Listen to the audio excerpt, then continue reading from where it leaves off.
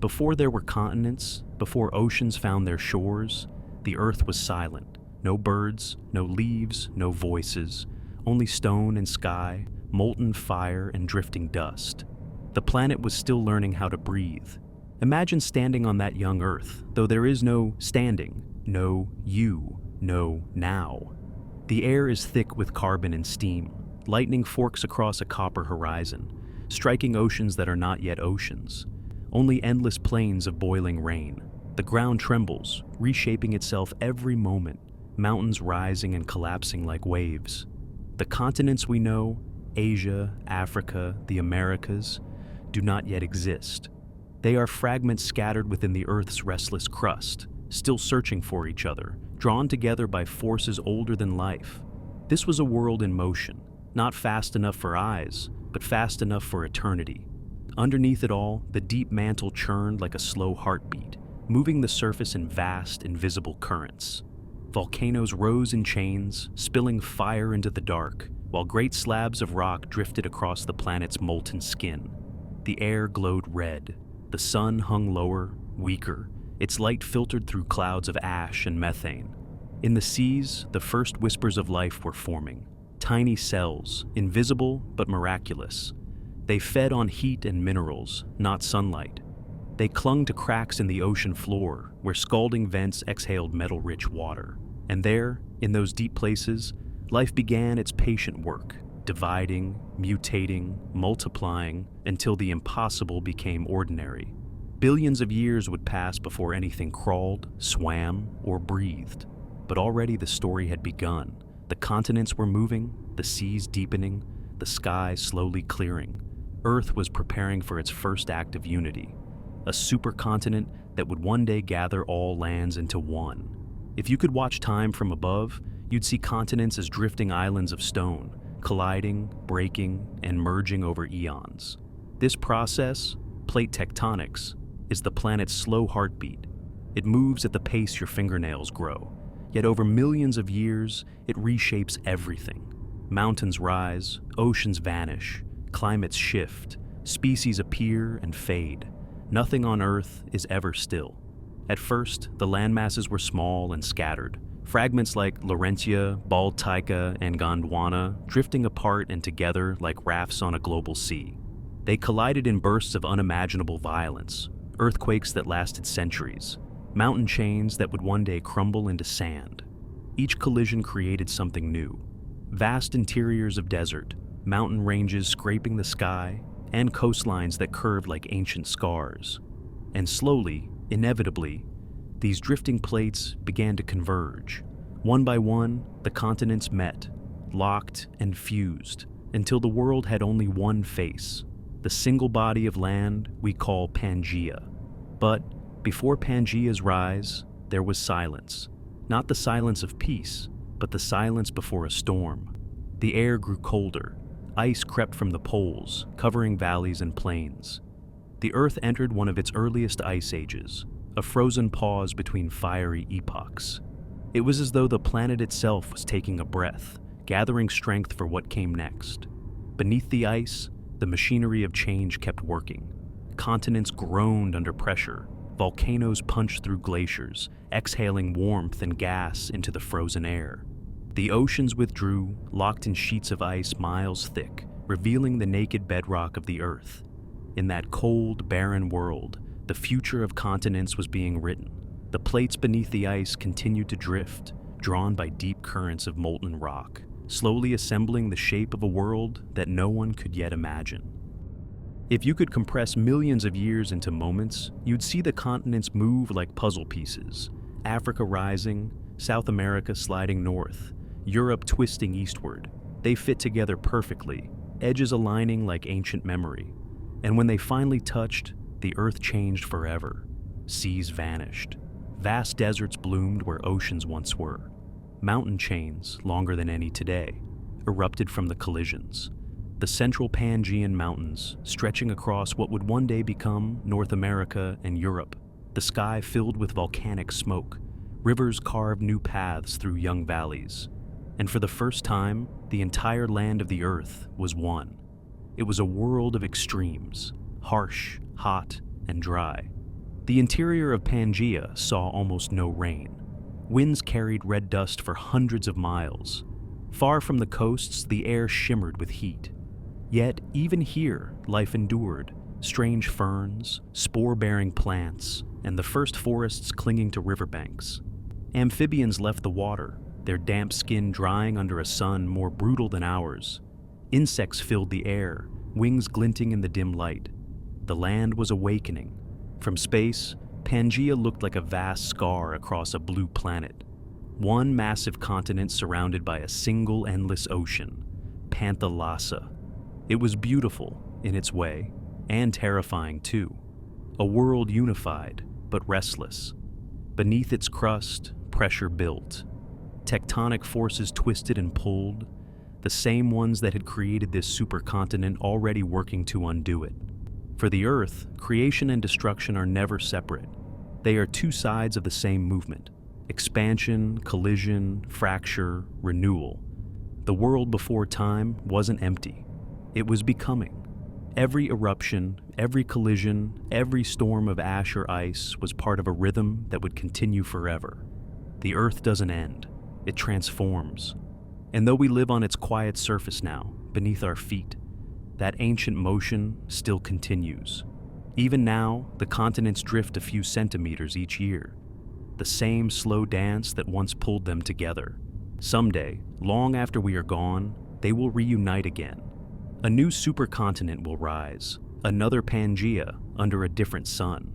Because Earth remembers, and time, like the tides, always returns to where it began. The world was cold, colder than it had ever been. Across the planet, vast sheets of ice stretched from pole to pole, locking continents beneath frozen silence. Glaciers miles thick ground slowly across the land, carving valleys, crushing mountains, and burying entire regions under white stillness. The air was thin, sharp, and metallic. Even the oceans had turned sluggish, sealed beneath floating shelves of ice. It was a time of extremes, a frozen heartbeat in Earth's long story. The late Paleozoic Ice Age, beginning more than 300 million years ago. To us, it seems impossibly distant, but to the planet, it was just one breath between the ages. And yet, in that deep cold, something remarkable was taking shape beneath the ice. A slow convergence of landmasses that would reshape the face of the Earth forever. The continents were on the move. Though frozen above, the world's surface was restless below. Beneath the glaciers, tectonic plates drifted, slow, patient, unstoppable. Each carried a fragment of the ancient world, Laurasia in the north, Gondwana in the south, and smaller continents scattered like puzzle pieces across a single global sea. Drawn together by gravity and guided by invisible convection currents within the Earth's mantle, these plates inched toward one another, year after year, century after century. And eventually, their paths collided. When continents meet, the results are cataclysmic. Mountains rise like waves turned to stone. Oceans vanish, crushed between converging plates. Volcanoes ignite the skies. This slow, grinding violence is how the Earth builds itself, destruction feeding creation, one collision at a time. As Gondwana drifted northward, it collided with the smaller continents of Laurasia and Baltica. The impact was immense, the birth of a landmass unlike anything before. It was the beginning of Pangaea, the world's first true supercontinent, a single stretch of land that connected almost every piece of Earth's crust into one continuous form. But creation always comes with a cost.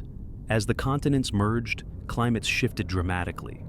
The collisions built massive mountain ranges, the Appalachians, the Ural Mountains, and others now worn down by time.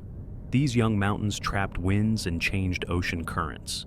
Rain patterns faltered. The coasts remained humid, but the vast interior of Pangaea dried into endless desert. Even as ice receded from the poles, new extremes took its place, blistering heat by day, freezing cold by night. The land's heart was harsh and red, a vast arid plateau stretching for thousands of kilometers. Dust storms rolled across the horizon, carrying fine grains of iron-rich sand that turned the air the color of blood. There were no grasses yet, no flowers, no mammals or birds, only ferns, mosses, and primitive trees that grew close to rivers, clinging to life wherever water still flowed. The sky itself was different then. Oxygen levels were higher, the atmosphere thicker. Lightning storms were frequent and immense, bolts of fire stretching for hundreds of kilometers across the sky. Each strike ignited wildfires that swept through the forests, clearing old growth and renewing the cycle of life. The scent of burning wood and ozone filled the air, and in the warmth that followed the ice, the planet began to breathe again. Glaciers melted, seas returned, and swamps bloomed in the lowlands. In those steaming wetlands, strange new forms of life began to appear. Forests of lycophytes and horsetails rose high as buildings. Amphibians the size of crocodiles slid through dark waters, their lungs still learning to trust the air. Insects grew enormous, dragonflies with wingspans wider than your arm, millipedes as long as a person. The high oxygen made them giants, and the earth was alive again. The rhythm of the world shifted, from ice to fire, from silence to song. The earth had moved through its long winter and emerged into an age of expansion and possibility. And through it all, the supercontinent of Pangaea continued to grow, pulling more land into its embrace. From space, it would have been breathtaking, a single unbroken mass of land stretching from pole to pole, wrapped in rivers, deserts, and mountain chains. Around it, the great global ocean Panthalassa shimmered, vast, deep, and endless. On its eastern edge lay the smaller Tethys Sea, where tropical waters lapped against young coastlines.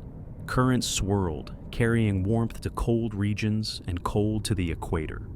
It was a planet unified by motion, a living system in perfect, restless balance. But beneath that unity was tension. Even as the last pieces of land fused, cracks were already forming.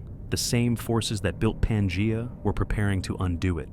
Nothing on Earth remained still for long. To walk across Pangaea would have been to walk through a world in transition.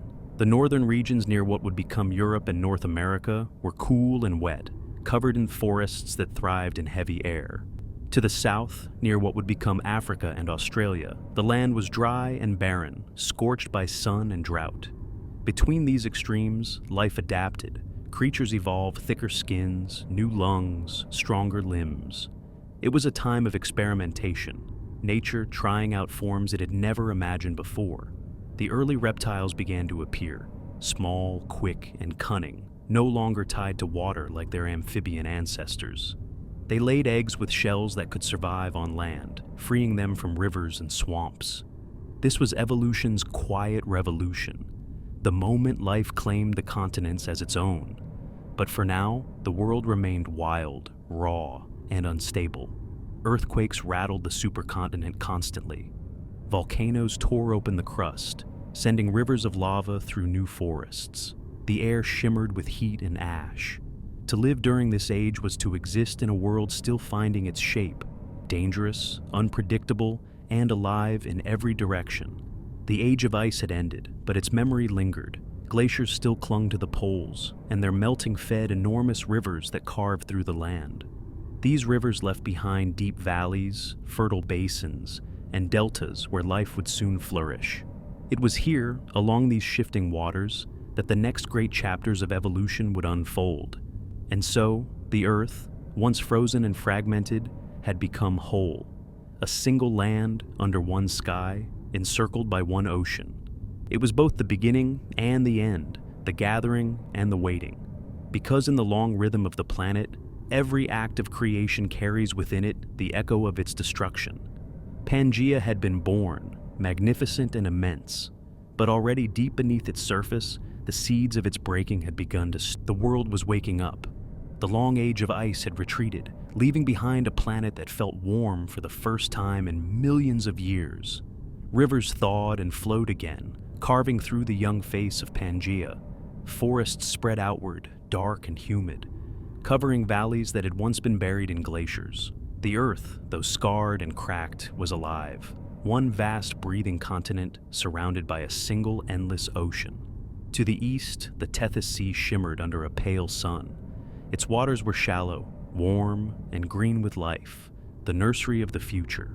Corals began to rise in colonies, weaving reefs that would one day turn to limestone. Strange fish with armor-plated heads glided through currents rich in oxygen, and above the waves, the first insects took to the air, their fragile wings glinting in the light that had not touched this land in eons. The great supercontinent Pangaea was complete now, its bones forged from collision, its surface stitched with mountain chains that spanned half the world.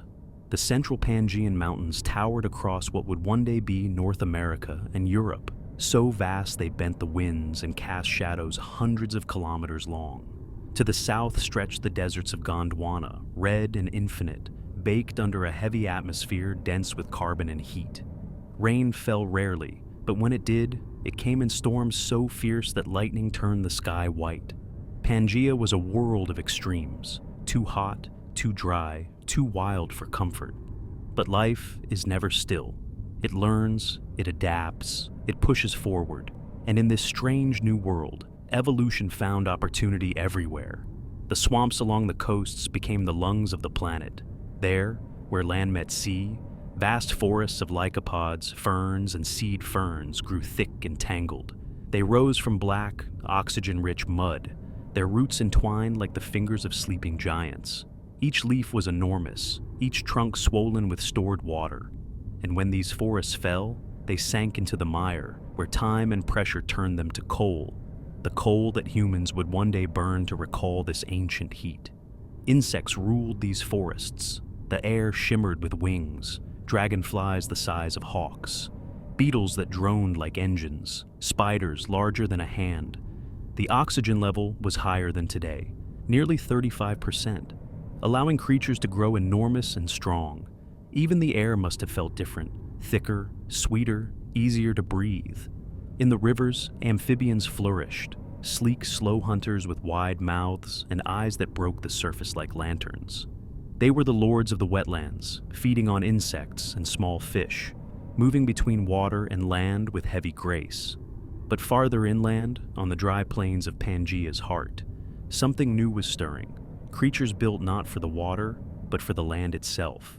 The reptiles were rising. Their eggs sealed against the air, freed them from the swamps. Their scales protected them from the heat.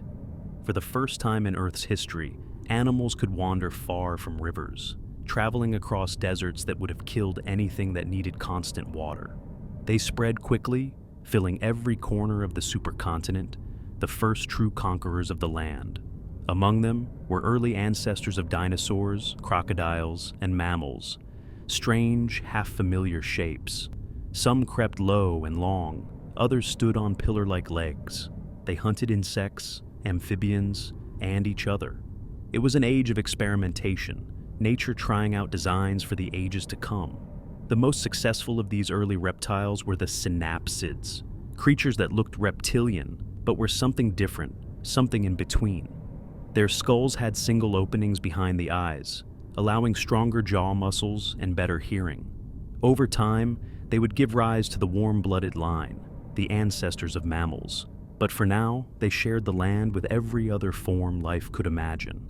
Across Pangaea, volcanoes still roared. The planet's crust groaned and shifted under the strain of its own size. Massive rifts split the surface, releasing rivers of lava and clouds of ash that turned the sky crimson. Entire regions darkened for months, sometimes years, but even this destruction created new ground, rich in minerals, waiting for seeds to take root again. Fire, as always, was the partner of life, and beneath the supercontinent, the mantle currents churned, deep, slow movements of molten rock that drove the continents like rafts. They would eventually tear Pangaea apart, but for now, they held it together, an invisible force shaping the world in silence. If you could stand somewhere near the equator during this time, you would see an alien beauty. The horizon would stretch unbroken for hundreds of kilometers, painted in shades of red and brown. Forests would cluster along rivers like green ribbons through the desert. The air would shimmer with heat. Thunderstorms would roll across the plains with terrifying majesty, lightning tracing patterns across the darkened sky. At night, the stars would be unfamiliar, constellations we can no longer recognize, the Milky Way sharper and brighter than ever. No human eyes saw it, yet the view would have been unforgettable. The supercontinent was awake, and with its awakening came new cycles of creation. The oceans around it deepened, stirring with life. Marine creatures adapted to shifting currents and salinity. Coral reefs grew where warm waters lingered, hosting trilobites, ammonites, and early fish. Everywhere, the planet was busy, building, destroying, reshaping itself. But in that constant motion, something subtle began to change. The balance between oxygen and carbon shifted. Volcanic gases warmed the atmosphere. The Earth grew hotter again, and rainfall less predictable. Deserts spread. Extinction came quietly at first. A few species gone, then a few more. The same forces that gave birth to Pangea were already testing its resilience. And yet, even through heat and chaos, life found ways to endure. In the cracks of cooling lava, tiny plants sprouted. In the depths of stagnant pools, creatures adapted to breathe both water and air. In the forests, insects evolved camouflage, song, and flight. The living world was learning flexibility, a lesson it would need again and again. Pangea's unity was not just geological, it was ecological. Species could now travel across entire hemispheres, migrating freely, spreading and diversifying. This mixing of life created new competitions and alliances, a rehearsal for the complex ecosystems that would one day define Earth. It was as if the planet itself had exhaled, after the long cold of the Ice Age, after eons of separation, and whispered, "Now, begin." But beneath that surface calm, deep within the mantle, pressure was building. The supercontinent had reached its prime, and in the rhythm of Earth, that meant only one thing: change was coming again. The next chapter of life would belong to the hunters, and one of the first would become a symbol of power in a world still half asleep. A creature with a sail on its back and teeth like knives. The Dimetrodon was about to rise. In the soft dawn of the Permian world, when the air still shimmered with volcanic haze and the rivers cut deep through red stone, a shadow moved across the banks of a shallow stream. It was low and powerful, its gait slow but deliberate, its back rising into a great sail that caught the morning light like stained glass. This was Dimetrodon, not quite reptile, not yet mammal, one of evolution's most daring experiments. It lived more than 280 million years ago, long before the first dinosaur ever walked the Earth. To many, it might look like a dinosaur, but it wasn't. It was something older, stranger, a synapsid, part of the lineage that would one day give rise to mammals, to wolves and whales and humans. In a world ruled by amphibians and early reptiles, Dimetrodon was a predator, unlike anything before it. The world it inhabited was the heart of Pangaea, a land vast beyond imagination. Here, the climate was unforgiving. Long, dry seasons, brief, violent storms, and searing sun that turned rivers to dust. Forests of primitive trees and seed ferns clung to wetter regions, while endless stretches of desert reached toward the horizon. The air was heavy, rich with carbon dioxide, hot enough that even the wind carried heat. Yet in this harshness, life thrived, fierce and resilient. Dimetrodon stalked the riverbanks where amphibians gathered, fat, sluggish creatures that came to lay eggs in the shallows. It waited patiently in the reeds, its nostrils flaring to scent the air, its eyes scanning for the faintest ripple.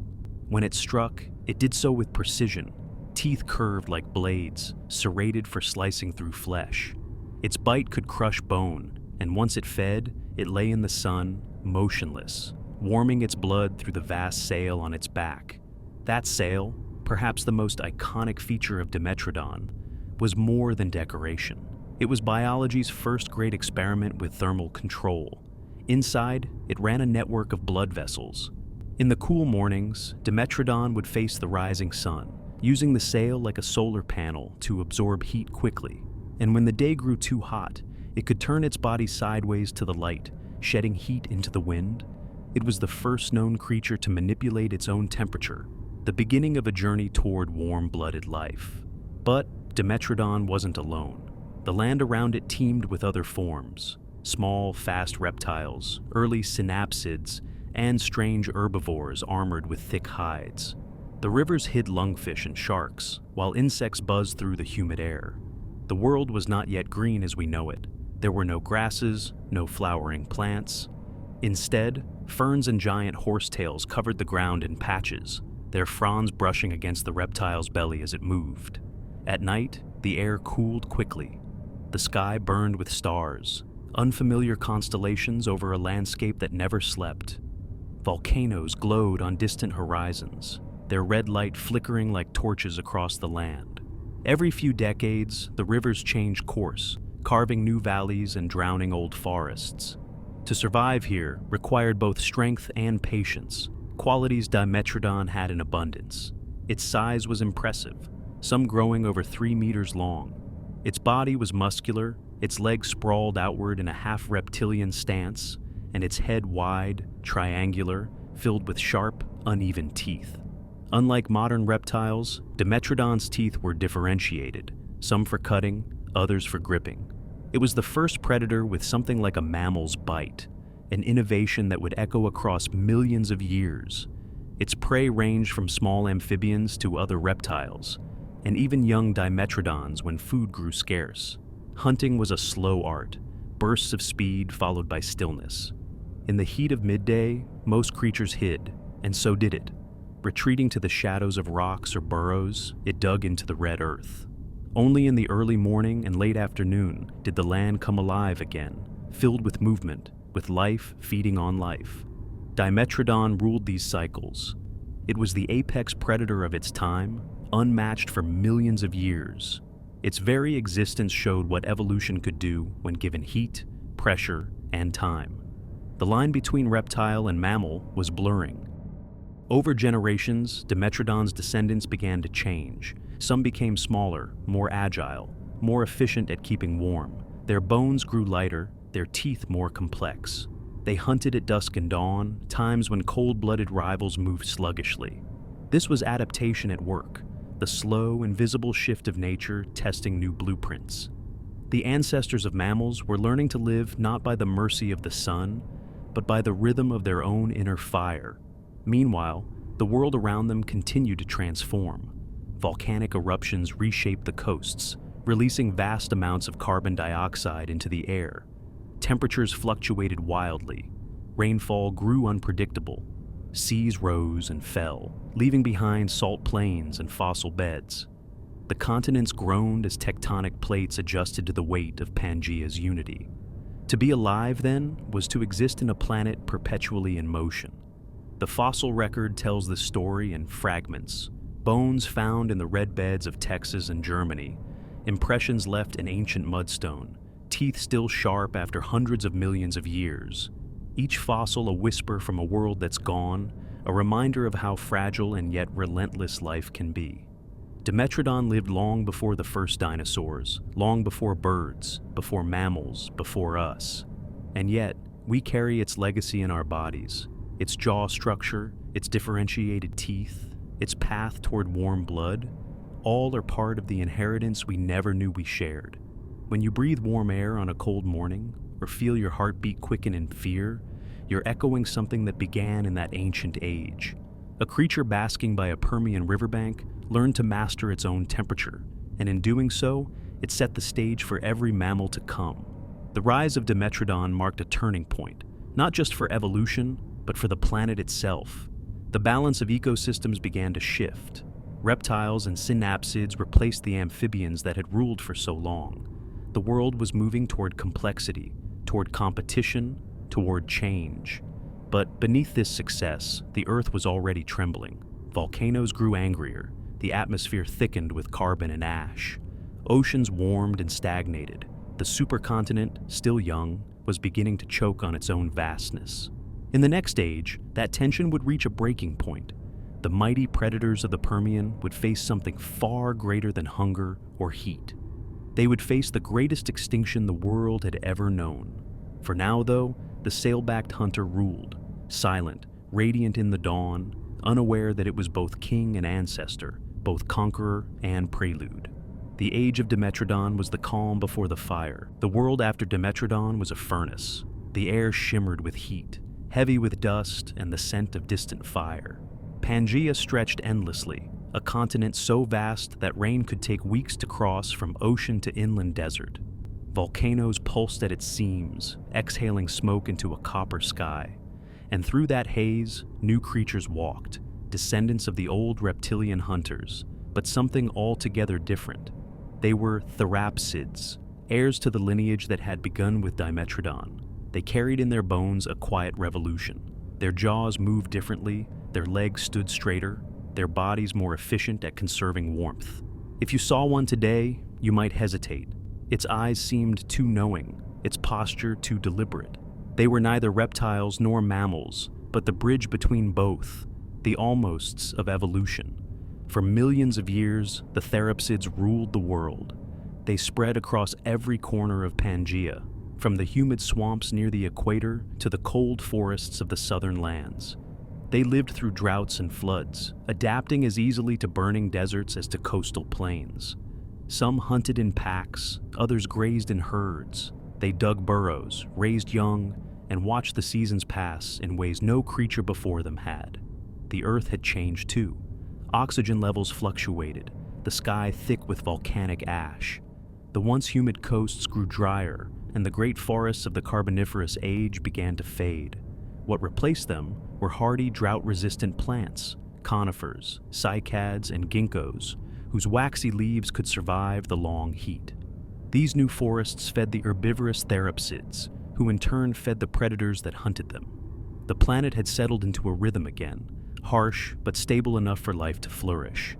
Among the great diversity of Therapsids were some truly remarkable forms.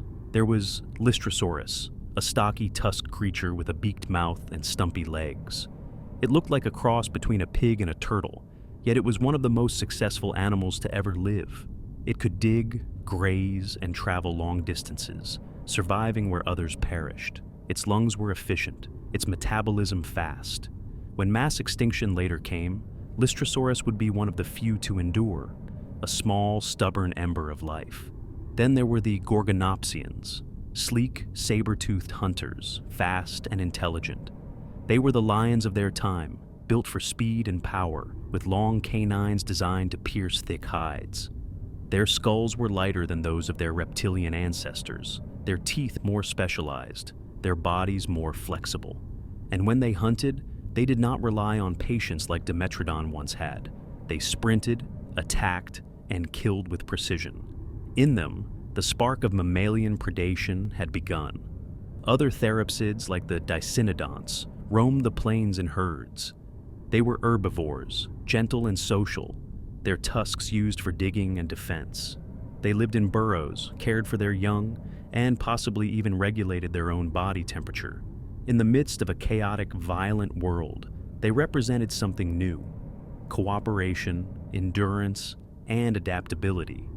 If you could walk among them, you would hear a world alive with sound. The wind rushing through cycads, the calls of insects, the hiss of steam from volcanic vents.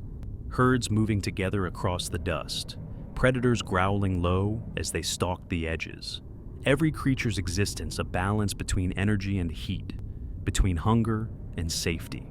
The climate was changing again, though slowly, imperceptibly at first. The great inland deserts of Pangaea grew larger each century. The monsoon rains weakened, the rivers dried earlier each year, and still the Therapsids endured. Some evolved fur-like coverings, thin at first, more for sensing air currents than for warmth. Others began to develop faster metabolisms, staying active even in the cooler nights. The first steps toward warm-blooded life were being taken in silence.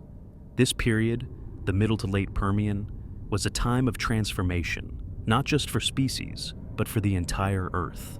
The tectonic plates continued to shift beneath Pangaea, creating immense volcanic provinces.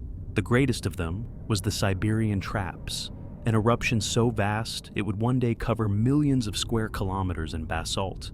For now, it was just beginning. Deep tremors under the crust, small plumes of gas escaping through fissures.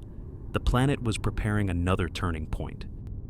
But in the moment, life still thrived. Forests grew, animals diversified, and evolution's pace quickened. The first mammal-like traits began to appear: whiskers, differentiated teeth, even hints of parental care. Some species nursed their young, others dug dens and returned to them season after season. The instincts that would one day define mammals were already being written into the code of life. The Therapsids became architects of their ecosystems. They hunted the old amphibians to near extinction, dominated the land, and reshaped the balance of life. They were intelligent, adaptive, and capable of surviving through extreme drought. Their bones show signs of rapid growth, a sign of warm metabolism, and their jaws could chew, grinding plant matter efficiently, something reptiles still couldn't do. Every generation, they crept closer to what we would one day recognize as mammalian life. The world belonged to them. And yet, as always, dominance carries a price. The same forces that raised Pangaea were destabilizing it. Volcanoes grew restless, oceans began to acidify, and the atmosphere thickened with carbon dioxide. Heat waves grew longer, and rainfall more erratic. Entire ecosystems started to falter under the pressure of a warming planet. The forests that had sustained the Therapsids began to die back.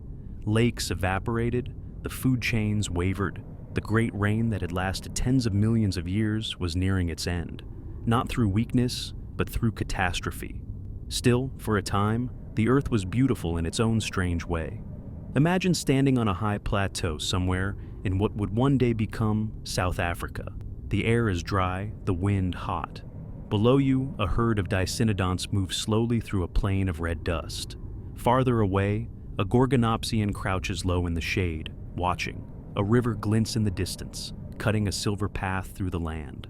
Above, the sun burns white in a hazy orange sky. This was the world of the Therapsids, harsh, vast, and full of purpose. Life had learned to endure everything the planet could offer: ice, fire, drought, and flood. And for a moment, balance returned. Predator and prey, heat and cold, creation and decay, all in quiet harmony. But that balance was fragile. Deep beneath Pangaea's surface, something ancient stirred, pressure building for millions of years, waiting for release. The next chapter of Earth's history would not come softly. The age of the Therapsids was about to end in fire. There are moments in Earth's history when time itself seems to hold its breath. Moments when the balance of life tips so far that even the planet appears to grieve. 250 million years ago, one of those moments arrived. Sudden, vast, and final. The event we now call the Great Dying. It was the end of the Permian period, the close of an age that had seen the rise of the Therapsids, the spread of forests, and the uniting of all continents into one. For millions of years, life had flourished under Pangaea's wide sky. But deep beneath that same land, the planet was preparing its most violent act. The first signs were small: tremors in the soil, faint shifts in the air. Volcanoes that had slept for ages began to awaken, exhaling smoke from thin cracks in the crust. Then, slowly at first, and then all at once, the world erupted. It began in what we now call Siberia, but its reach would grow to cover the globe. An inferno unlike anything before or since. The Siberian Traps, a flood of molten rock that poured across the land for nearly 1 million years. Rivers of lava spread over millions of square kilometers. Ash turned day into night. The skies filled with gas, carbon dioxide, methane, and sulfur. Enough to rewrite the climate itself. The oceans acidified, rain turned poisonous, and the air grew thick with toxins. Forests burned, rivers boiled, and the ground split open, releasing fire from its depths. The earth was not merely erupting, it was transforming. At first, life tried to endure. Plants shed spores that refused to grow. Animals retreated to cooler places, hiding in burrows, rivers, and shadows. But there was no safe place anymore. The planet's temperature rose by more than 10 degrees in a geological instant. The oceans lost their oxygen and turned stagnant, black and lifeless. Methane released from melting permafrost worsened the heat further, turning Earth into a slow, suffocating kiln. Coral reefs, the oldest living structures on the planet, collapsed. Trilobites, survivors of 5 previous mass extinctions, vanished forever. The great amphibians disappeared. Even the mighty Therapsids who had once ruled the world dwindled and died in waves of famine and fire. In the shallow seas, the water shimmered green and purple with the bloom of bacteria that thrived on death. These bacteria released hydrogen sulfide, a gas that drifted into the air, toxic to everything that breathed oxygen. It destroyed the ozone layer. The sun burned hotter.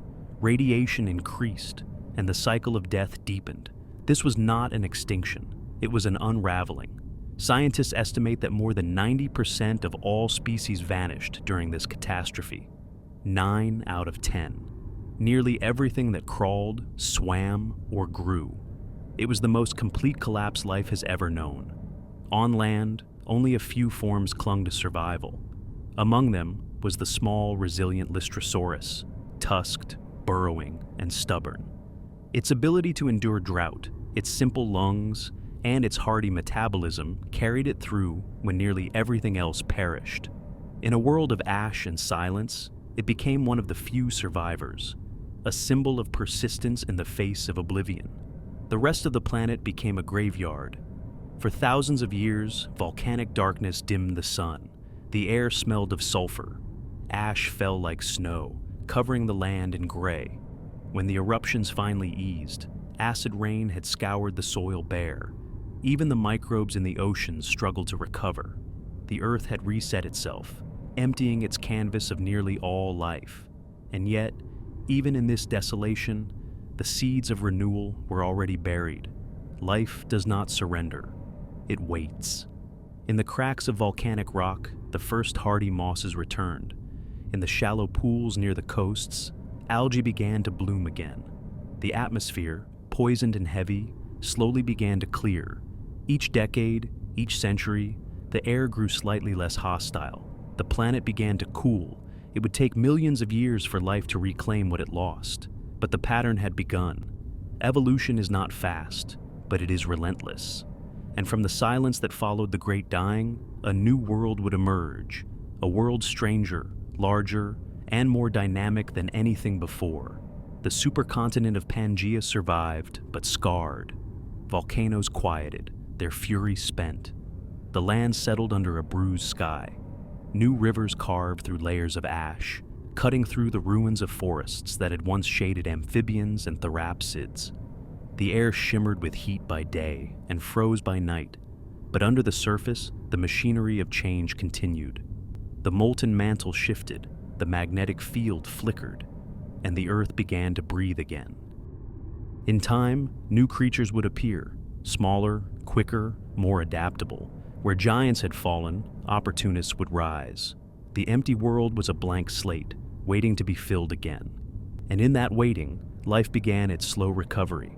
If you could have stood on that barren land and looked around, you would have seen a planet nearly empty, a quiet beyond imagining. No bird calls, no insect hum, only the faint hiss of wind across volcanic plains. The earth was still, its heartbeat faint but steady. It had endured the worst it could inflict upon itself, and it would heal again. For that is the rhythm of this world: creation, destruction, renewal. Every extinction is also an invitation, a space for something new to grow. The Great Dying ended the age of the Therapsids, the forests, the swamps, the ancient predators.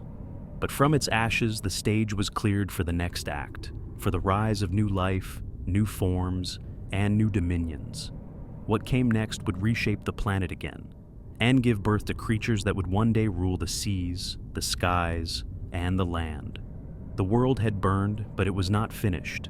It was only before Pangaea, before forests, before any creature had ever walked on land, the Earth was a silent ocean world. Its skies were bare, its continents still young, and its waters murky with dust from newborn volcanoes.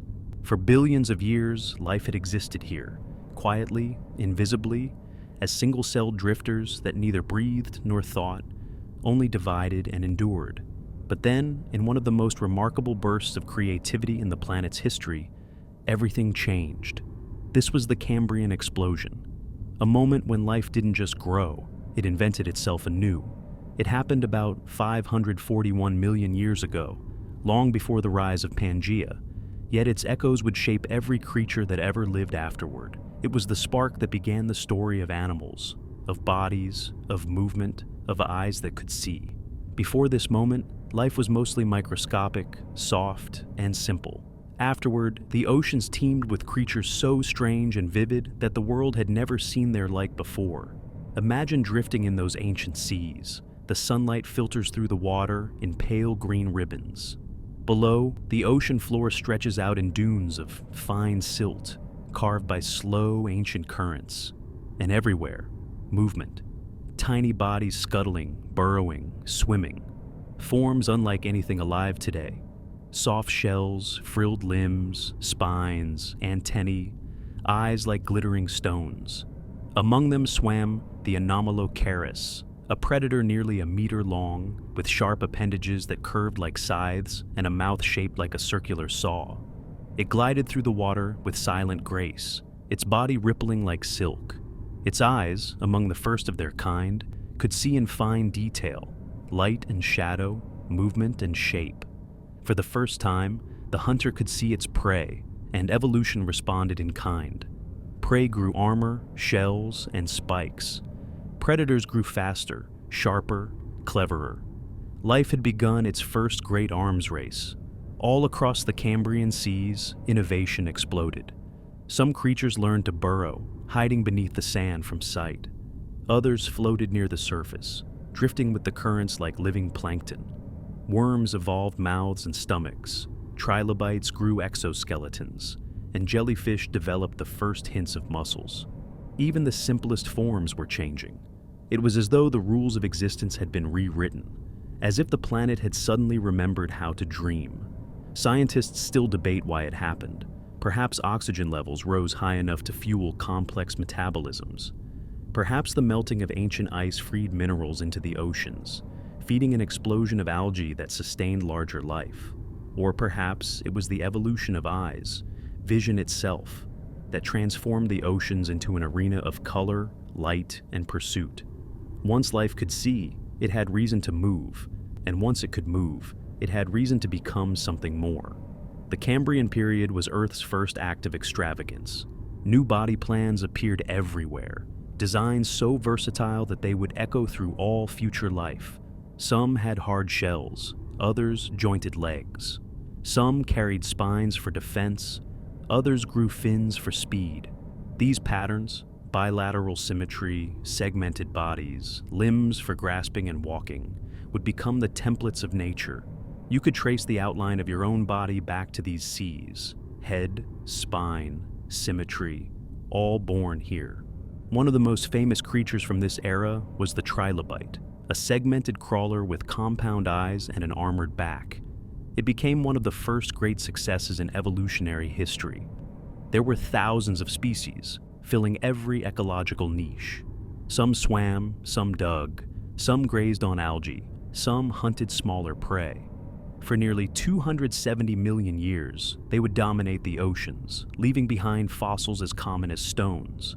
Another, the hallucigenia, looked almost mythical, a tiny worm with spikes along its back and tentacle-like limbs that seemed to defy logic. At first, scientists weren't even sure which side was up.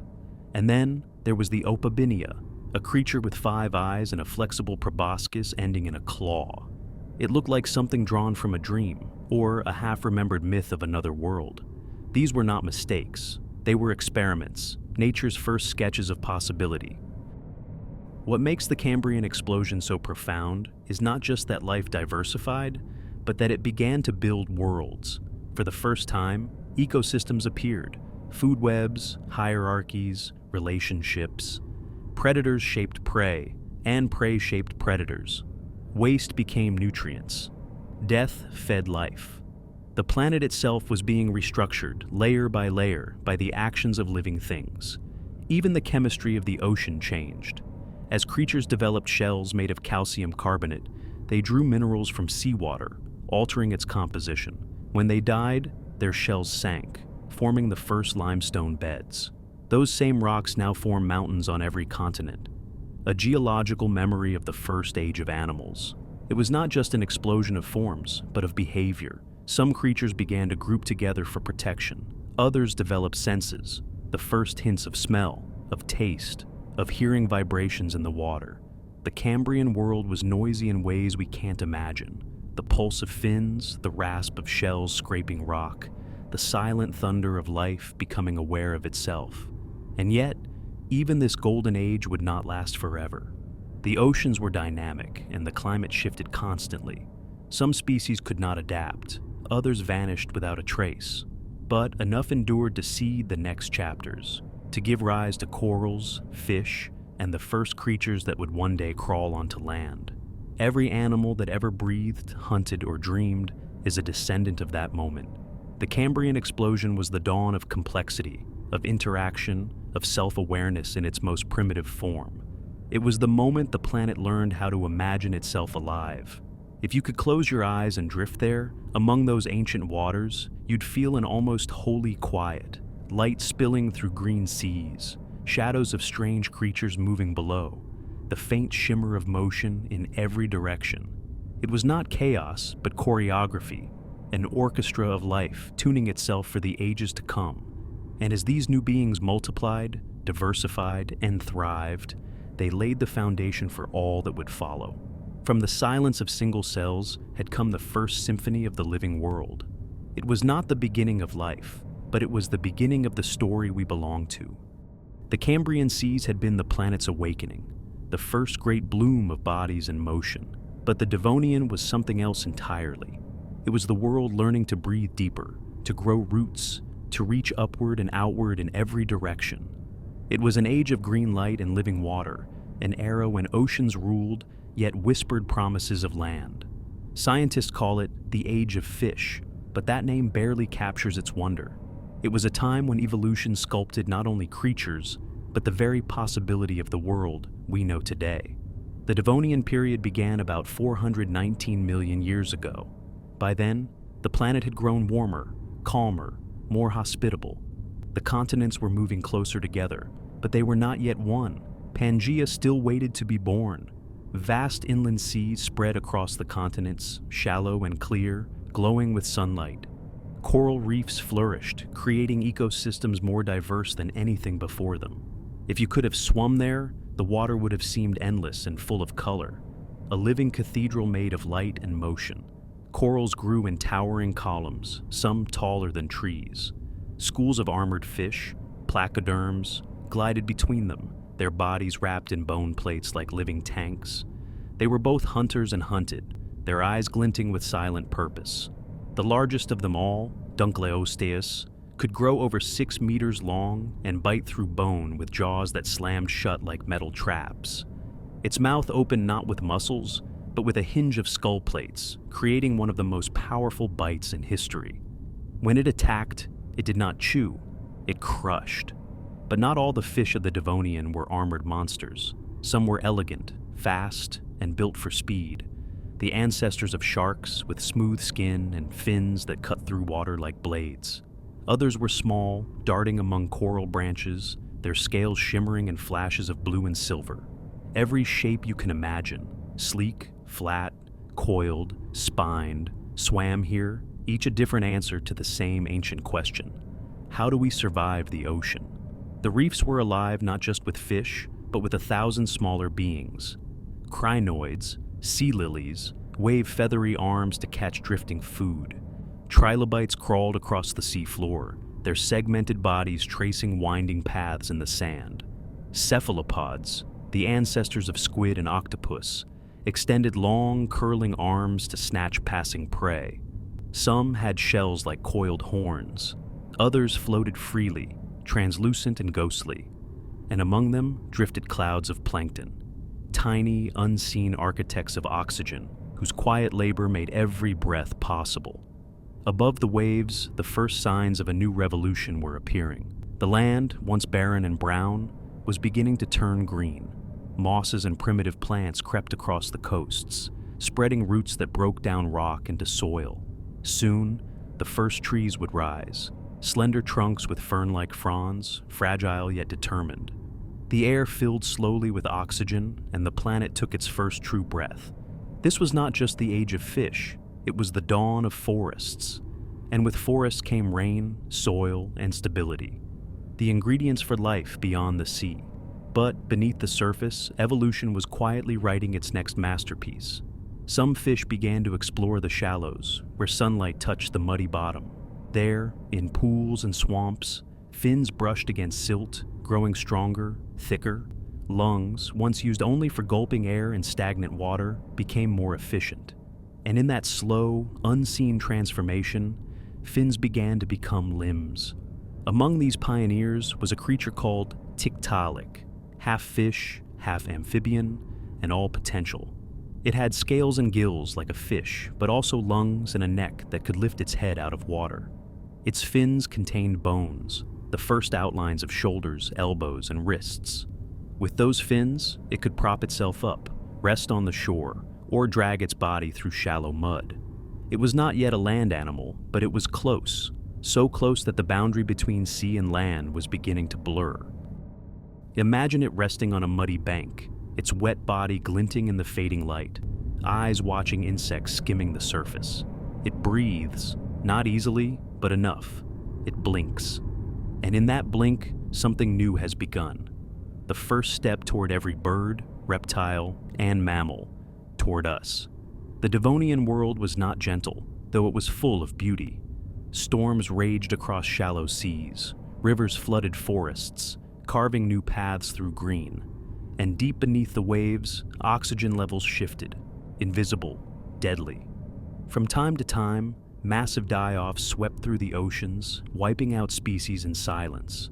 The reefs collapsed again and again, only to rebuild, a cycle of loss and rebirth that mirrored life itself. Near the end of the Devonian, a series of extinctions began, slow and drawn out. Changes in sea level, temperature, and oxygen destroyed the stability life had built. Entire ecosystems vanished, leaving behind fossils that still shimmer faintly with the imprint of coral and bone. The great armored fish disappeared, the reefs fell silent, but from their ruins came new creatures, amphibians, plants, and insects, ready to inherit the world above water. It's difficult to imagine what it felt like to live in that age, to swim through coral caverns glowing with sunlight, or to rest on a riverbank where green moss met the sea. The earth was discovering movement, lungs, and land, every element of the future flickering into place. It was a time of fragile hope and quiet grandeur. If you could stand there now, the air thick with humidity and the sound of water trickling through fern forests, you would feel something ancient and familiar, the sense that everything was changing but also belonging. Every ripple, every breath, every shape in that world led somewhere, and every somewhere would lead, eventually, to us. The Devonian seas, long gone, still echo inside every living creature that breathes air. Their story is written in the bones of our hands, in the rhythm of our heartbeat, in the salt that lingers in our blood. Because once, long before there were lungs or land, we were there, drifting among the fish, in a world made of water and light. After the oceans calmed, after the forests grew tall, and after the earth had endured extinction and rebirth yet again, a new rhythm began to rise. The air was thicker, the days warmer, and the skies filled with drifting clouds that stretched from horizon to horizon. The continents were still joining, forming the massive supercontinent Pangea, where deserts burned at its center and lush wetlands fringed its edges. From that unstable, fertile world came the most iconic reign the planet would ever know, the age of dinosaurs. It began quietly, as most revolutions do. The first dinosaurs were small, fast, and cautious. They darted between the legs of larger creatures, scavenging scraps and insects, unnoticed by the giants around them. But time is patient, and in the slow turning of epochs, those small, nimble shapes would become titans. The earliest dinosaurs appeared in the Triassic period, about 230 million years ago, when the Earth was recovering from the Great Dying. The world was still healing, still unstable. Volcanoes burned along mountain chains. The air trembled with heat. The land cracked and shifted under endless tectonic strain. Life was experimenting again, filling the silence left by extinction. And among the new experiments were the archosaurs, the ancestors of crocodiles, pterosaurs, and dinosaurs. They had strong legs, upright postures, and lungs that worked like bellows, far more efficient than the sprawling, side-breathing reptiles that had ruled before. Their metabolisms ran hotter, their movements quicker, their instincts sharper. In the dry Triassic plains, these traits were everything. Those who could move survived. Those who could adapt ruled. From these early archosaurs emerged the first true dinosaurs, small, featherless bipeds like Eoraptor and Herrerasaurus. Not yet kings, but contenders. They hunted insects and small reptiles, using speed instead of size. They lived in a world of uncertainty, floods, droughts, and predators twice their height. But they were resilient. And in the grand story of life, resilience is the seed of empire. By the time the Jurassic period dawned, the Earth had changed again. Volcanoes quieted, rain returned, and the forests grew vast and deep. The air was warm and rich with oxygen, and the plants, cycads, ferns, and towering conifers, reached heights never seen before. Across this green and steaming planet, the dinosaurs rose to dominance. They came in endless forms, long-necked sauropods, gentle giants that could strip leaves from trees 4 stories tall. Sharp-eyed theropods, fast and lethal, their claws slicing through the air with surgical precision. And armored stegosaurs, tails bristling with spikes, their plates rising like sails against the sun. Every continent teemed with them. On the floodplains of what is now North America, herds of Diplodocus grazed endlessly. In the dense forests of Asia, Allosaurus stalked through shadows, and far to the south, where Gondwana stretched across half the globe, smaller species thrived among swamps and rivers. It was a planet designed for dinosaurs, humid, green, and full of life. The air itself felt alive. Giant dragonflies shimmered in the heat. Amphibians croaked from the water's edge. And above it all, the first pterosaurs soared, riding thermals that rose from sun-baked stone. They were the first vertebrates to master flight. Wings stretched from elongated fingers, membranes glistening like silk. When they glided over lakes, their reflections flickered across the surface like living ghosts. At night, the world was not silent. Crickets sang. The forest whispered with the movement of tails, claws, and breathing giants. Stars burned bright, their light filtered through a sky hazy with volcanic dust. Some dinosaurs slept standing, others curled in nests to protect their eggs. The first faint outlines of parental care, of creatures guarding their young, were beginning to appear. Evolution was shaping not just muscle and bone, but behavior and emotion. Then came the Cretaceous period, the final and most dramatic chapter of the dinosaur age. The continents had begun to drift apart, tearing Pangaea into smaller worlds. Seas flooded inland, splitting lands and isolating species. From these divisions came diversity, new ecosystems, new predators, new giants. Feathers evolved, at first for warmth, then for display, and eventually for flight. The ancestors of birds appeared, small, agile, intelligent creatures like Archaeopteryx, half reptile, half avian. Their wings feathered and strong. They darted through ferns, chasing insects, gliding from tree to tree. And with each generation, they moved closer to the skies. On the ground, new herbivores flourished. Triceratops, with its crown of horns and frill, Ankylosaurus, armored like a living tank, and the enormous hadrosaurs, with crests that may have echoed haunting calls across the plains. Predators evolved too, the most famous of all being Tyrannosaurus rex, with jaws that could shatter bone and senses keen enough to detect movement miles away. It ruled with absolute authority, a symbol of everything evolution could achieve through time and persistence. And yet, even this golden age carried shadows. Volcanic activity grew again. The atmosphere shifted, the planet warmed, cooled, and warmed once more. Change, as always, was coming. But for tens of millions of years, the dinosaurs thrived through it all, adapting to each shift as if born for endurance. They were not accidents of nature, they were nature perfected for their age.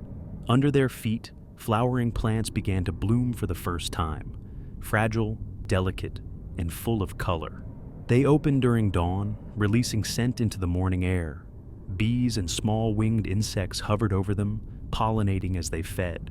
It was the first partnership between animal and plant, an alliance that would one day remake the Earth.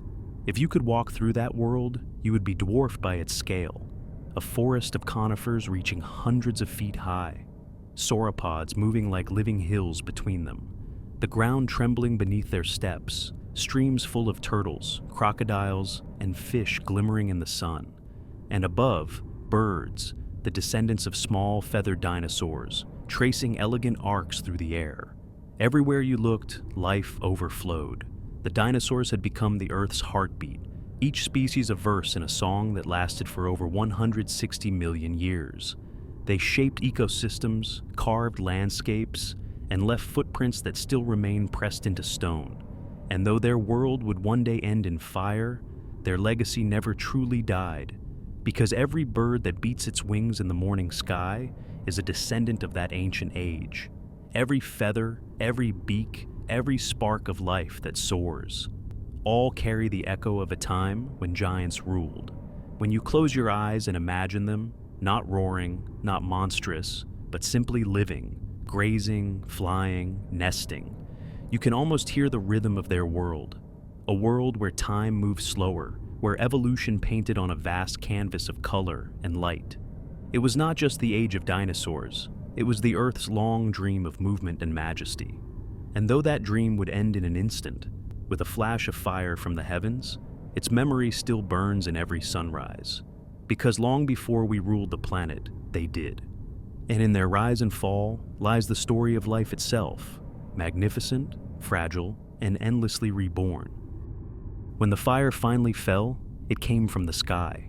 A single rock, no larger than a mountain, struck the Earth with the force of billions of bombs.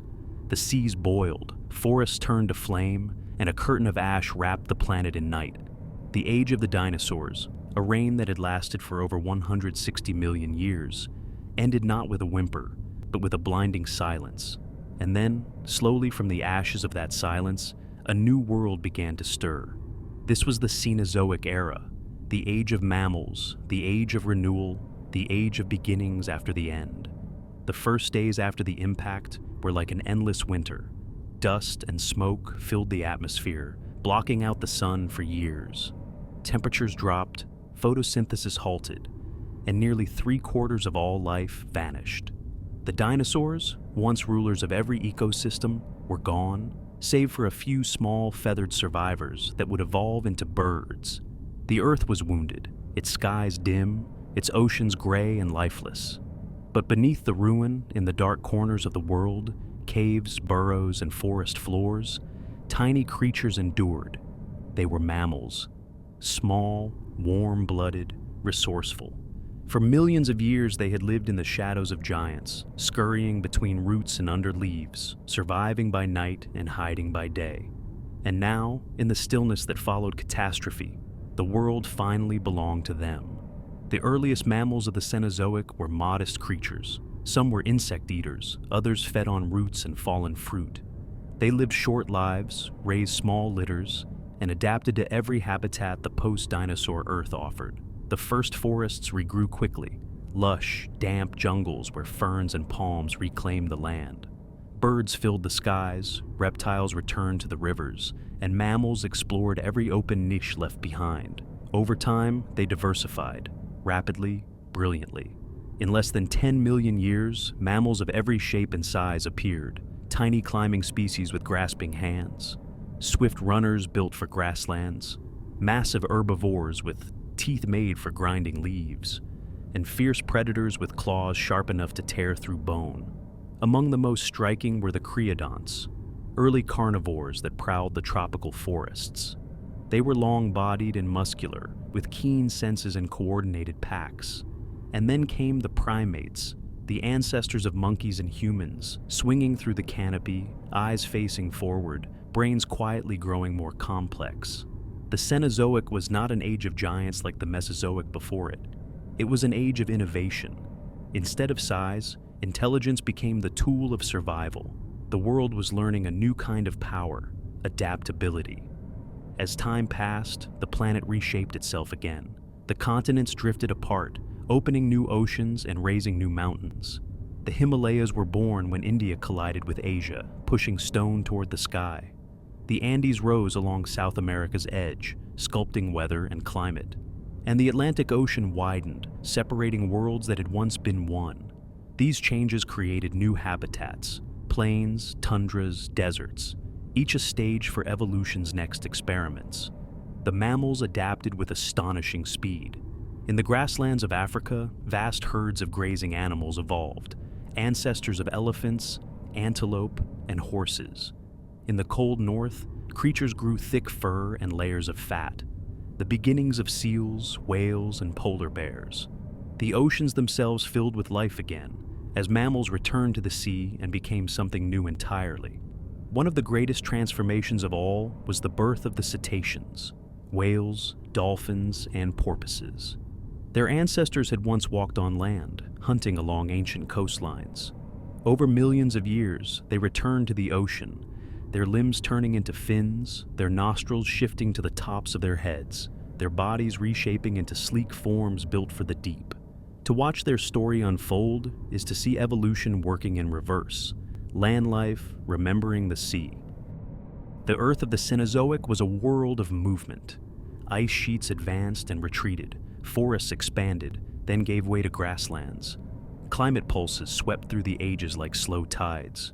With every shift, life changed in rhythm, adapting, migrating, evolving. About 34 million years ago, global cooling began in earnest. Antarctica froze, forming vast glaciers for the first time in tens of millions of years. Sea levels dropped and tropical regions grew drier.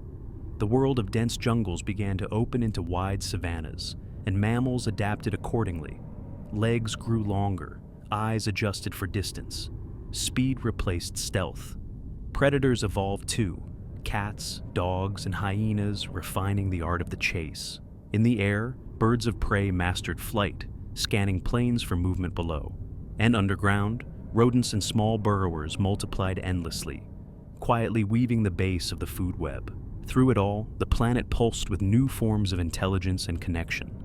Mammals nurtured their young, formed family groups, developed memory and communication. Whales sang in the ocean depths, their calls echoing for hundreds of miles. Elephants grieved their dead and remembered watering holes for generations. Primates built societies, played, fought, and shared. For the first time, emotion itself, the invisible bond between living beings, began to shape evolution as much as teeth or claws ever had. This was the true dawn of empathy, and eventually of awareness. By the Miocene epoch, around 23 million years ago, the outlines of the modern world were emerging. The first apes swung through African forests. Grasses dominated entire continents, turning once forested regions into seas of gold. Horses galloped in herds across North America, while saber-toothed cats stalked from the shadows. The planet hummed with diversity, a living tapestry of every form that life could invent. But the Earth was still restless. Ice advanced, retreated, and advanced again. Rainforests shrank, deserts spread. Each pulse of climate change refined the survivors, leaving only those most adaptable to inherit the future. And somewhere in that slow rhythm of extinction and evolution, something extraordinary began to stir in the trees, an intelligence watching the world with wonder. The Cenozoic dawn was more than just a new chapter. It was a mirror, the planet reinventing itself, rebuilding life from ruin, creating something more delicate but more aware. From the fire of extinction came warmth, from the silence, song. Mammals filled the world not through dominance, but through resilience, nurturing, and learning. They were the children of catastrophe, shaped by loss, yet built for endurance.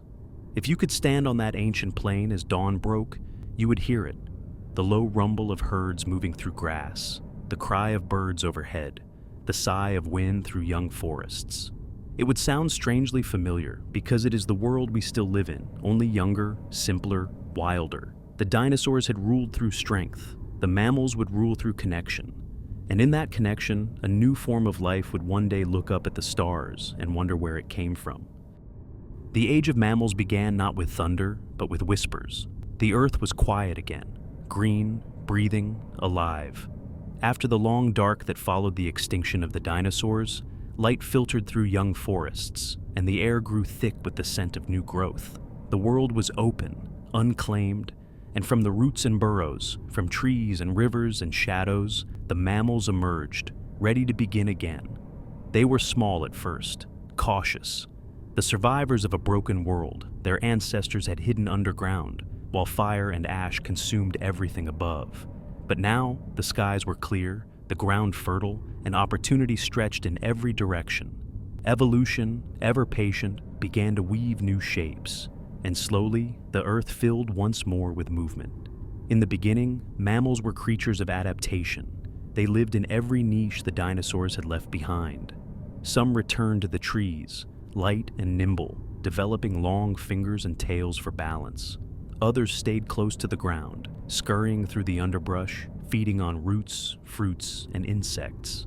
Still others began to grow large, learning to graze, to wander, to fill the great plains that stretched where seas once lay.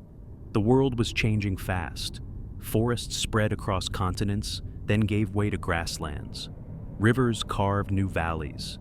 Mountains rose and shaped the flow of air and rain. The planet was a living, shifting puzzle, and the mammals were its restless pieces. From these beginnings, entire kingdoms of life arose. The ancient ungulates, ancestors of hoofed animals, became the first great grazers. Their descendants would become horses, deer, camels, and elephants, creatures built for distance, endurance, and survival. They followed the rains, moving across continents in herds so vast they shook the earth beneath them. And behind them came the hunters. The carnivorans, lean, sharp-eyed, and relentless, evolved to match their prey's speed and cunning. Some hunted alone, others in packs, bound by instinct and coordination. From their lineages came wolves and cats, bears and hyenas, each an expression of nature's eternal balance between pursuit and escape. Meanwhile, in the oceans, the transformation was no less extraordinary. Mammals that had once walked on land ventured back into the sea, following fish and opportunity. Over millions of years, their legs became fins, their nostrils shifted to the tops of their heads, and their bodies grew sleek and immense. The whales and dolphins were born, elegant swimmers who sang to one another across hundreds of miles. They became the new monarchs of the ocean, graceful and intelligent, their songs echoing in the dark like hymns to endurance. Along the coasts, seals and sea lions evolved, half of two worlds, basking in sunlight and diving into depths. They were living symbols of what life on Earth had always done best: adapt, explore, and transform. On land, new experiments in form and behavior unfolded. The primates, still small and curious, lived high in the canopy, their hands evolving into tools of precision. They communicated through sound and gesture, learning to navigate complex social worlds. The forest was both home and classroom, and intelligence, once a rare advantage, began to bloom. The elephants, meanwhile, learned memory. Their herds moved with the seasons, returning year after year to the same water holes, the same graveyards where the bones of their kin lay. When a matriarch died, others would linger, touching her body with their trunks, silent and still. It was not instinct, it was remembrance. Emotion had become a survival strategy. And then there were the bats, the first mammals to conquer the sky. Their wings, made of thin skin stretched across delicate bones, turned darkness into opportunity. They hunted with sound, their cries bouncing back from invisible walls, mapping the world through echo. It was a new kind of vision, one of patience, listening, and precision. Everywhere, life was not just surviving, it was innovating. The Earth itself seemed to encourage it. As continents drifted, climates changed again. The poles froze, glaciers advanced, and sea levels fell. Tropical forests gave way to open plains, and with them came a new rhythm. Day-long migrations, predators that ran instead of ambushed, species that learned endurance rather than stealth. Running became as important as hiding, cooperation as important as strength. In this wide open world, mammals found their voices. They began to communicate, to bond, to live in groups that shared not only space but memory. The songs of whales, the calls of wolves, the chatter of monkeys, all of them traces of a new kind of consciousness unfolding. The Earth had given birth to emotion, and emotion in turn gave birth to meaning. The Miocene epoch, around 20 million years ago, marked a golden age for mammals. Grasslands spread across Africa, Asia, and the Americas. Herds of antelope, bison, and horses ran across endless plains. Saber-toothed cats and dire wolves followed them. Rhinos, elephants, and camels grew to monumental size. The air shimmered with heat and dust, and life moved in rhythms so vast they seemed eternal. But even in that abundance, change never stopped. Volcanoes erupted, continents drifted, and the Earth's orbit shifted ever so slightly, enough to alter the balance of seasons. Ice began to return, descending slowly from the poles, reshaping coastlines and driving species southward. The glaciers carved valleys and lakes. The bones of the planet reshaped once more. And through it all, mammals endured. Each time the ice advanced, they adapted. Each time it retreated, they expanded. In burrows, caves, and trees, they waited out the cold, their bodies holding warmth, their memories holding knowledge.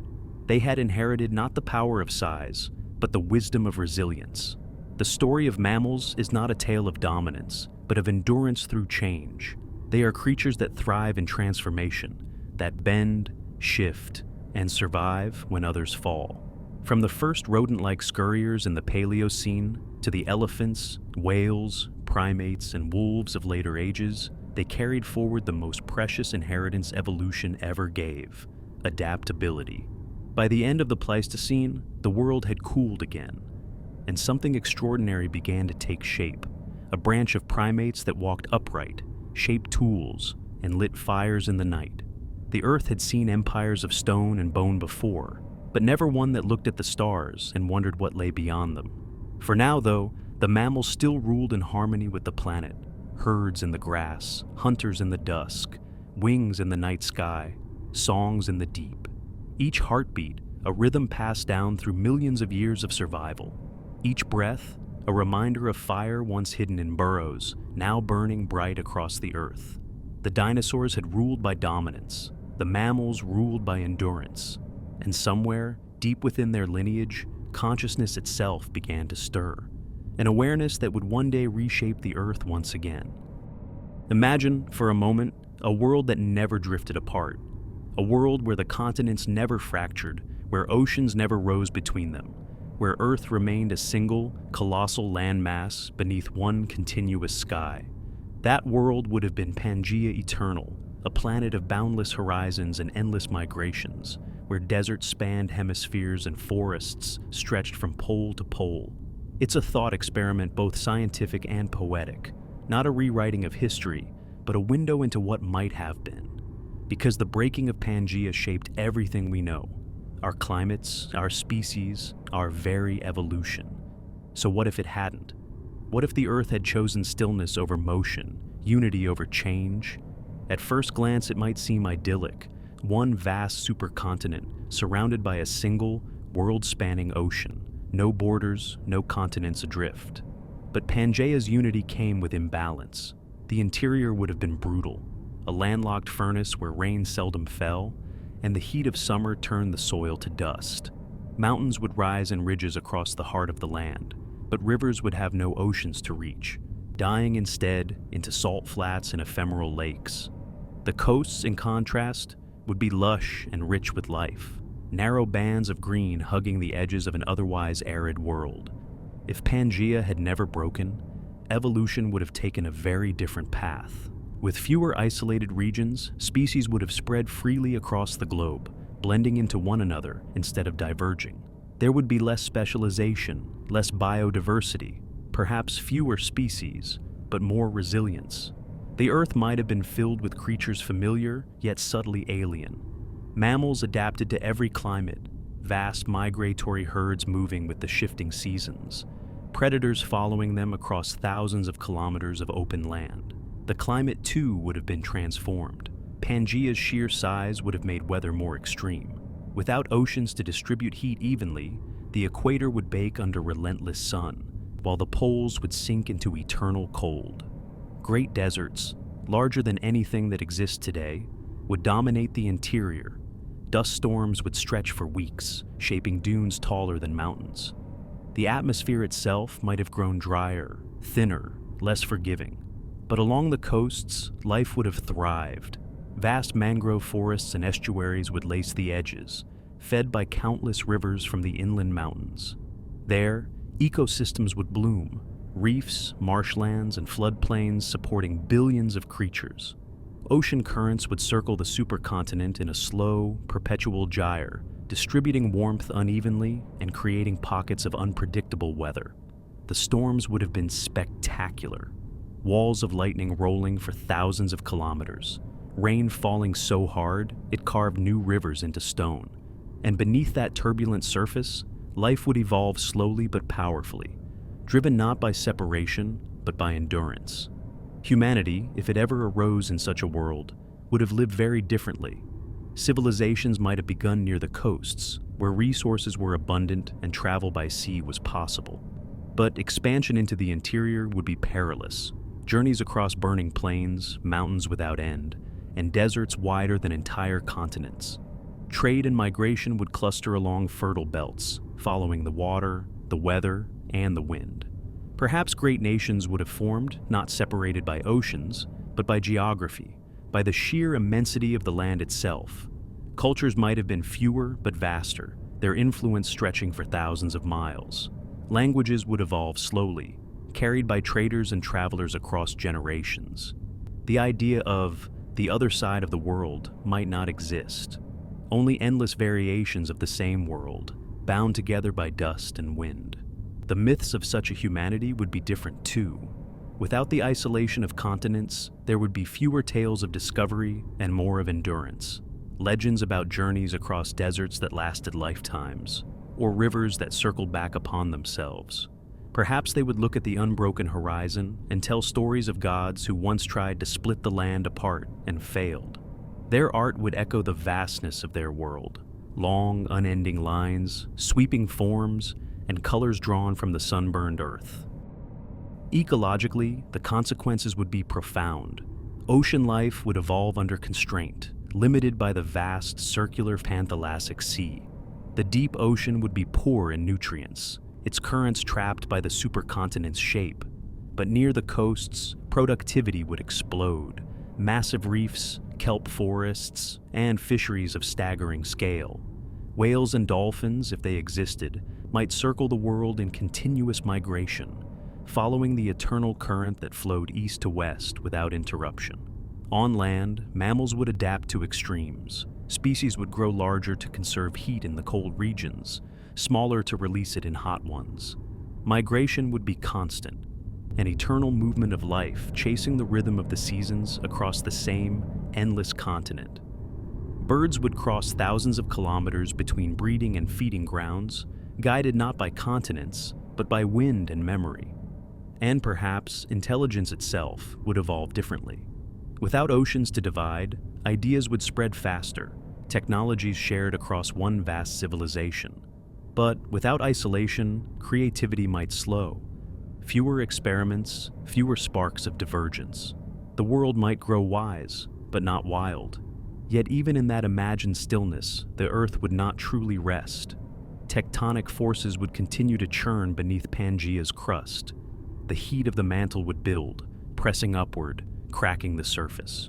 Over millions of years, fissures would form, magma would rise, and new seas would begin to appear. Because that is the secret truth of our planet.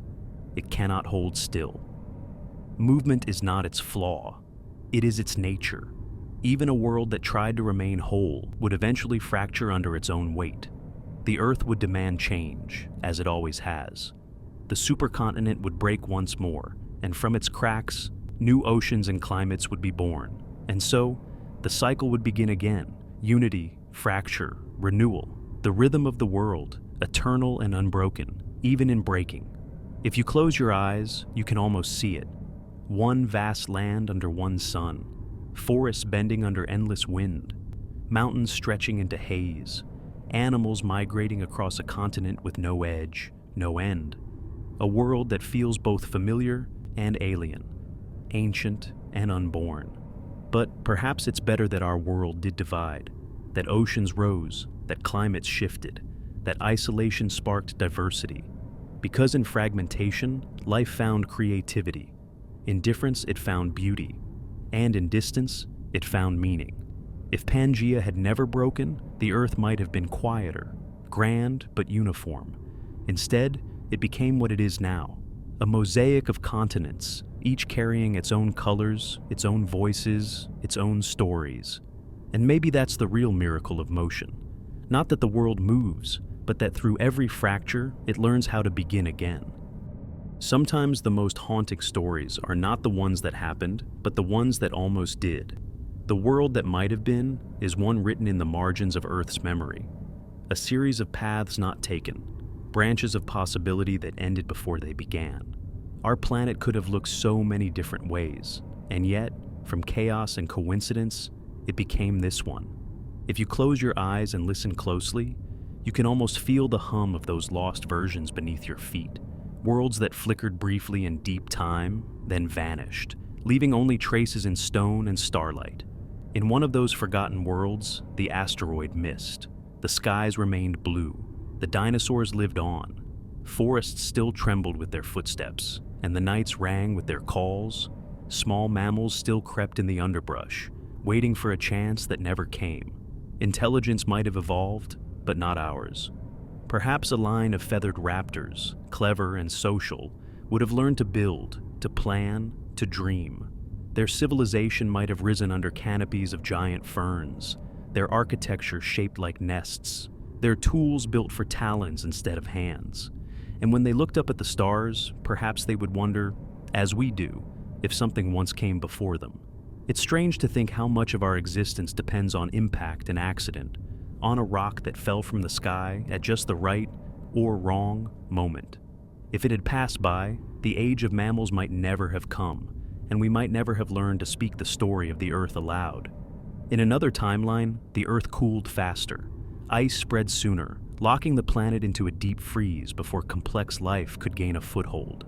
The oceans froze to their floors, trapping the chemistry of creation beneath miles of ice. Perhaps life began there, deep under the crust, but it never left. A silent, dark world, teeming with bacteria beneath frozen seas. No forests, no birds, no stars reflected on waves. A living planet, yes, but without eyes to see itself. There are other worlds too, smaller, stranger variations that almost happen right here. If oxygen had not spiked during the Carboniferous, insects might never have grown to monstrous sizes, and vertebrates might never have adapted lungs efficient enough for land. If Mars had held onto its warmth a little longer, civilization might have begun there, not here. If the Cambrian explosion had faltered, life might have stayed simple, a world forever ruled by microbial mats and planktonic drift. The ocean floors might still shimmer under the same quiet monotony, unbroken by eyes, limbs, or awareness. Even the moon, that silent companion, is a story of chance. If it had never formed, Earth would spin faster, its days only a few hours long, tides would be weak, seasons chaotic. Without that lunar pull, perhaps stability never came, and life never found rhythm. We owe the moon more than light. We owe it the heartbeat of time itself.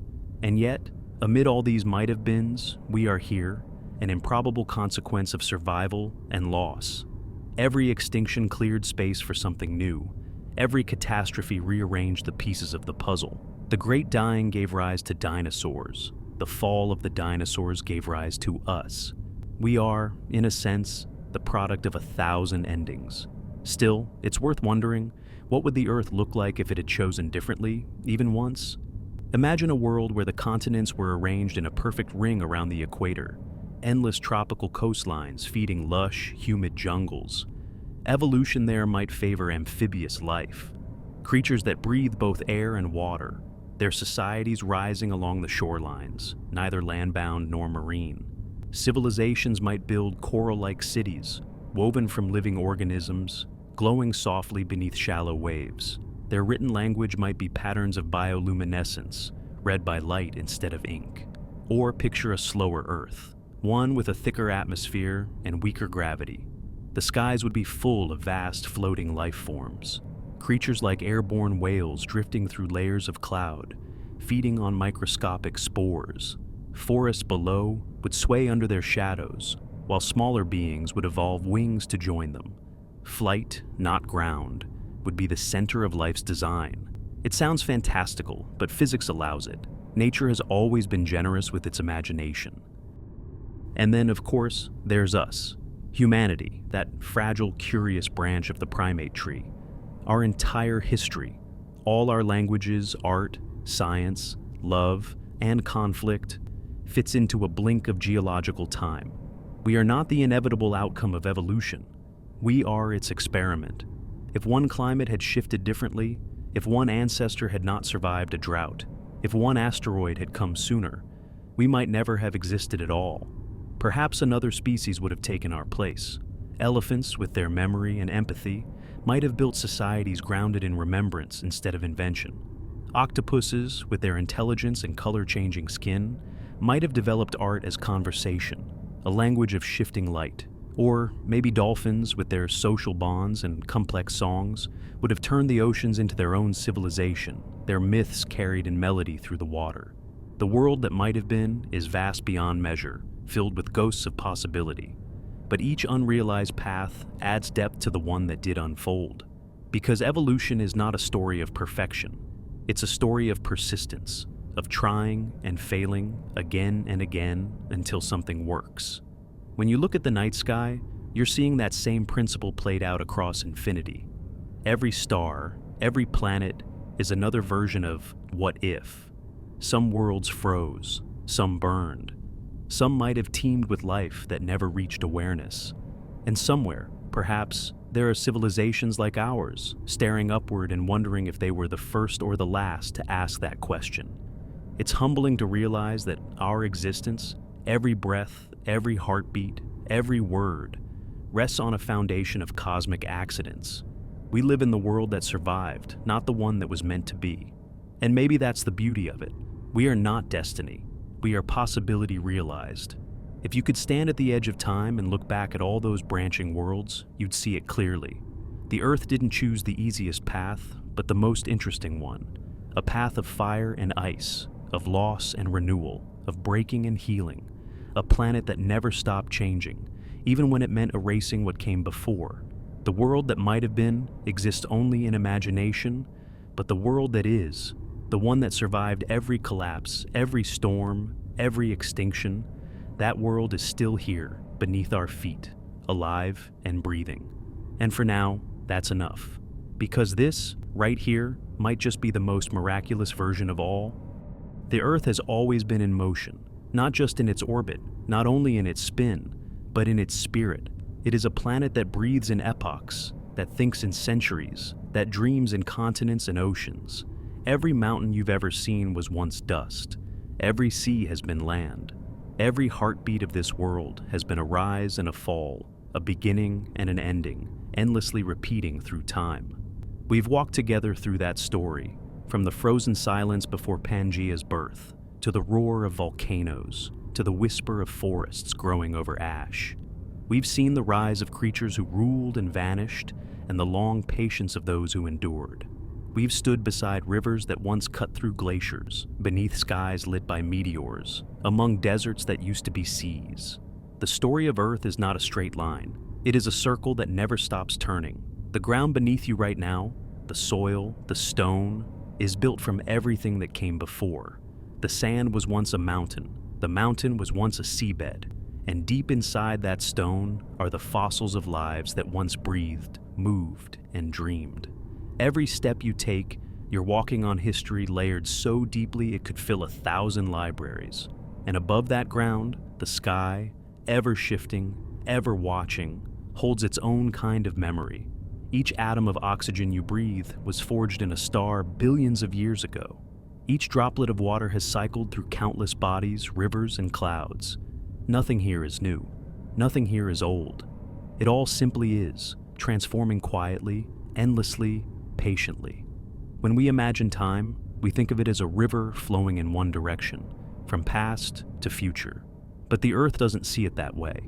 For the planet, time is a tide, It rises and falls, brings life and takes it away, reshapes coastlines, rewrites history, then does it again.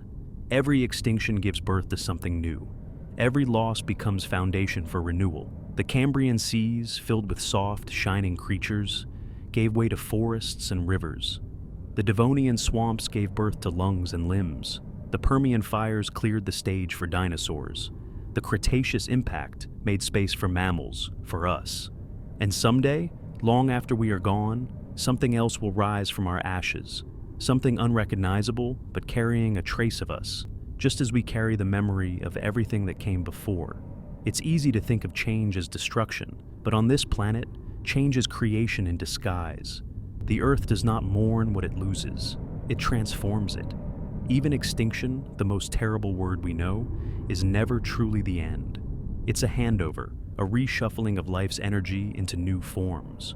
When forests burn, their ashes feed the next generation of trees. When rivers dry, new valleys open. When species fade, the space they leave behind becomes a canvas for others to fill. The Earth is not fragile, it is fluid, and we are a part of that flow, brief, bright, and utterly connected to everything that came before. If you were to fast forward through time, not years, but eons, the planet would look like a living heart, pulsing through cycles of ice and fire, growth and silence. Continents drifting like slow waves, oceans forming, vanishing, reforming, mountains rising and crumbling. A choreography too vast to see all at once, but so precise that every movement fits perfectly into the next. The wind that moves across your skin tonight once moved across the scales of dinosaurs. The rain that falls outside once filled ancient seas. The warmth in your breath was born in the core of a distant star. You are part of this story, not its observer, but its continuation. The Earth does not end at your feet. It ends and begins again, inside you. One day, this world will change again. The continents will shift into new shapes. The seas will carve new coasts. The sky will darken, then brighten, then change its hue as the sun ages. Even the stars will move, drifting into new constellations. And still, the rhythm will go on. The long, slow heartbeat of Earth echoing across time. Perhaps another species will rise and wonder who came before. Perhaps they'll find traces of us, fossils, ruins, fragments of story, and try to imagine what we were like. They'll see our age as we see those before us, fleeting, bright, beautiful, and unfinished. Because in truth, the Earth has no endings, only chapters. So, as you rest now, imagine the world beneath you, the quiet hum of stone, the slow shifting of plates, the secret life of roots and rivers. All of it is moving, softly, patiently, carrying forward the story we are still a part of. The continents will keep drifting, the forests will keep growing, and the ocean will keep whispering to the shore. The same tides that once touched the edges of Pangaea still move beneath the moonlight tonight. You are living in a moment of that eternal motion. One breath in the endless rhythm of a planet that never sleeps. A world that forgets nothing, that forgives everything, that keeps beginning over and over again. So rest and let it move beneath you. Let it turn. Let it dream. The Earth will keep its watch, as it always has, and as it always will.